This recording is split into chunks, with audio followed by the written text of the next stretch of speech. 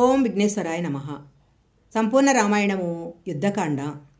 అప్పుడు సీతమ్మ రాముడి దగ్గరకు వచ్చి తన భర్త తన పట్ల ఆనందంగా లేకపోవటం వల్ల ఏడుస్తూ ఆ ముసుగులో నుంచి ఆర్యపుత్ర అని పిలిచింది.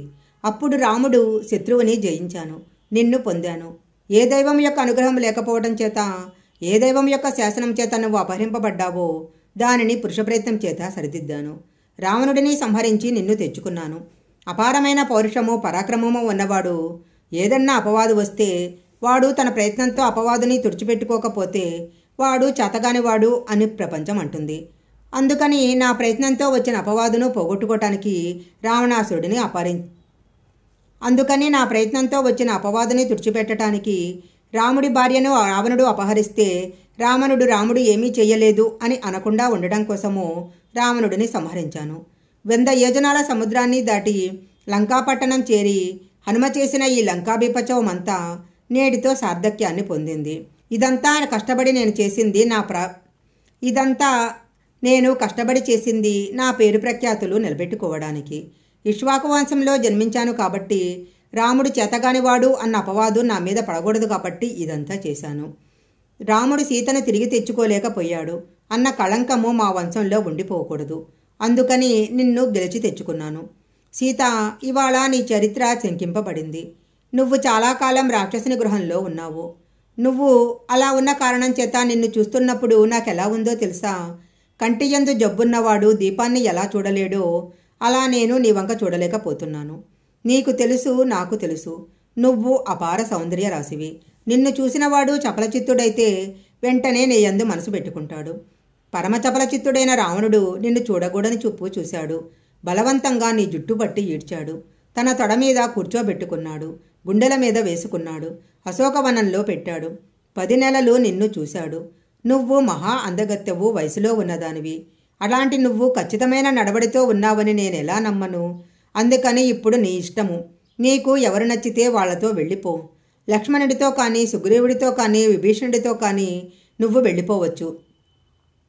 వీళ్లే కాదు, ఈ 10 దిక్కులలో నీకు ఎవరు నచ్చినా వాళ్లతో వెళ్ళిపోవచ్చు. నేను నీకు అనుమతి ఇస్తున్నాను. నువ్వు వెళ్ళిపోవచ్చు. నీతో నాకు ఏమాత్రం ఏ విధమైన అవసరం లేదు అన్నాడు. అప్పుడు సీతమ్మ, రామా, నన్ను చిన్నతనంలో పాణిగ్రహణం చేశావే, నా చెయ్యి పట్టుకున్నావే, చాలా కాలం కలిసి దాంపత్య జీవనం చేశామే, నేను ఎలాంటి దాననో నీకు తెలియదా? నేనంత చేతగాని స్త్రీలా కనపడుతున్నానా? నేను నిజంగా అలాంటి చరిత్ర ఉన్నదానని అని నువ్వు అనుమానించిన వాడివైతే నా కోసం హనుమను ఎందుకు పంపించావు? నేను రాక్షసుల మధ్యలో ఉన్నానని హనుమ నీకు చెబితే మళ్ళీ హనుమతోనే నేను నీ చరిత్రను శంకిస్తున్నాను అని కబురు చేస్తే నేను ప్రాణాలు విడిచిపెట్టేదాన్ని. అలా చేయకుండా నా కోసం ఎందుకు ప్రాణ సంకటాన్ని పొందావు? ఎందుకు సముద్రానికి సేతువు గట్టి లంకకు వచ్చి యుద్ధం చేశావు? యుద్ధంలో జయాపజయాలు విధి నిర్ణయాలు. నువ్వు గెలవచ్చు, రావణుడు గెలవచ్చు. నీ యందు నాకు ప్రేమ ఉంది కాబట్టి అంత ప్రాణ సంకటం తెచ్చుకున్నావు. కానీ ఇవాళ ఎందుకింత బేలగా మాట్లాడుతున్నావు? నేను స్త్రీని కాబట్టి ఎలా అయినా మాట్లాడొచ్చు అనుకుంటున్నావా? నా భక్తి, నా సౌశల్యం, నా నడవడి అన్నిటినీ వెనక్కు తోసేశావు. నేను బ్రతికుంటే రాముడికి ఇల్లాలుగా బ్రతుకుతాను. చచ్చిపోయినా రాముడికి ఇల్లాలుగానే చచ్చిపోతాను. ఒకసారి అపనిందపడ్డాక నాకు ఈ జీవితంతో సంబంధం లేదు. లక్ష్మణ, చితిపేర్చు అన్నది. అప్పుడు లక్ష్మణుడు రాముడి వంక కనుగుడ్లు మిటకరిస్తూ కోపంగా చూశాడు. రాముడు అంతకన్నా కోపంగా ఎర్రటి కళ్ళతో లక్ష్మణుడి వంక చూసేసరికి లక్ష్మణుడు గబా గబా వెళ్ళి చితిని పేర్చాడు. అప్పుడు సీతమ్మ, నా మనసు రాముడి యందే ఉన్నదైతే, సర్వకాలమందు రాముడిని ధ్యానం చేసిన దాననైతే, పృథ్వీ, ఆకాశము, అష్టదిక్పాలకులు, అంతరాత్మ అగ్నిసాక్షిగా ఉండి ఒక్క క్షణం కూడా నా మనసు రాముడిని విడిచిపెట్టనది నిజమే అయితే ఈ అగ్నిహోత్రుడు నన్ను రక్షించుగాక అని చెప్పి అగ్నిలో దూకింది. అలా సీతమ్మ అగ్నిలో దూకగానే బ్రహ్మ, శివుడు, ఇంద్రుడు, దేవతలు మొదలైన వారందరూ అక్కడికి వచ్చారు. వాళ్లకు నమస్కారం చేస్తున్న రాముడిని చూసి వాళ్ళు ఇలా అన్నారు. అయ్యో రామా, ఎంత పని చేశావు? నువ్వు సాక్షాత్తు శ్రీ మహావిష్ణువువి.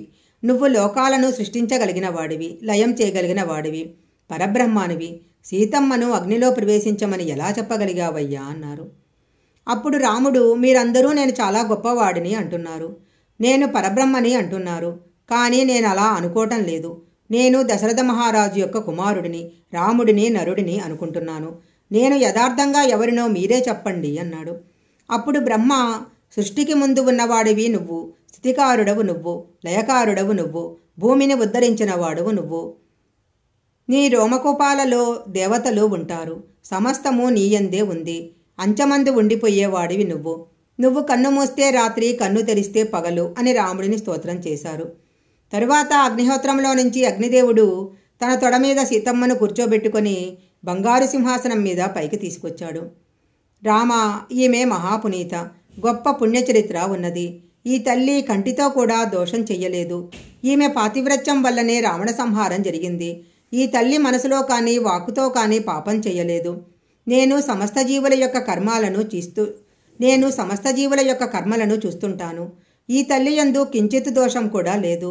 రామ, సర్వకాల సర్వవ్యవస్థల యందు నీ నామం చెప్పుకొని నీ పాదాల యందు మనసు పెట్టుకున్న తల్లి ఈ సీతమ్మ.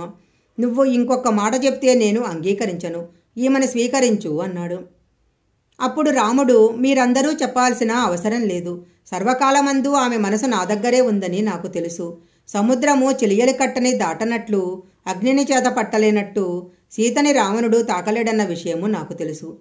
కానీ ఈ విషయము రేపు లోకమంతటికి తెలియాలి. చేతగాని వాడు రాముడని లోకం అనుకోకూడదు.